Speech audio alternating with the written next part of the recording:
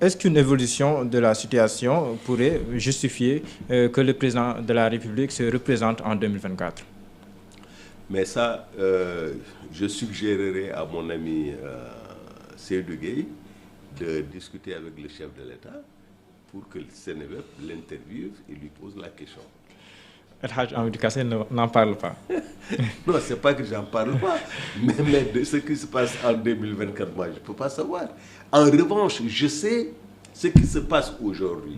Ce qui se passe aujourd'hui, c'est que notre pays est confronté aux aléas de la crise sanitaire, confronté à une situation sous-régionale marquée par l'instabilité, par des convulsions extrêmement dangereuses. Notre nation donc doit s'unir, unir toutes les forces vives, tous ses fils et toutes ses filles, mais pour faire face. Moi, c'est ça ma philosophie. Vous êtes pour ou contre un troisième mandat?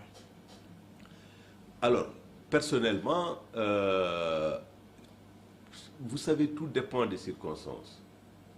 Vous voyez par exemple un pays comme l'Allemagne, c'est vrai, c'est une démocratie parlementaire. Madame Merkel, elle s'est présentée plusieurs fois, n'est-ce pas? Mais, comme je disais, pour le moment, on n'en est pas là. Parce que ce débat-là, c'est un faux débat pour la bonne et simple raison qu'il ne s'oppose pas. Et je ne vois pas comment on peut tellement insister qu'on se dette sur des choses. Mais est-ce que ça n'est pas lié un peu à la réponse du président de la République le 31 décembre dernier devant la presse? Il disait qu'il ne répondrait ni par oui ni par non. Je m'en tiens à ces réponses-là.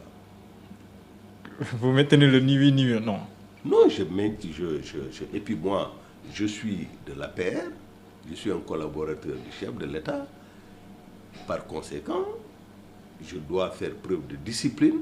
S'il dit que la ligne, c'est ça, tant que cette ligne ne remet pas en cause mes convictions profondes ou mon intime conviction, je fonctionne. Justement, il y a des gens qui ne se sont pas conformés à cette ligne-là, qui ont été sanctionnés, mais il y a aussi des gens qui en parlent, mais qui ne sont pas sanctionnés, ceux qui disent que le président Macky Sall a le droit de briguer un troisième mandat, ou en tout cas de se représenter en 2024. Je vous ai dit tout à l'heure que je ne commente pas les déclarations ou les comportements individuels des gens. Donc ces gens-là viendront à l'émission de Mohamed, il leur posera la question, eux-mêmes ils vont commenter leur acte. Moi, je ne parle que de ce qui m'engage.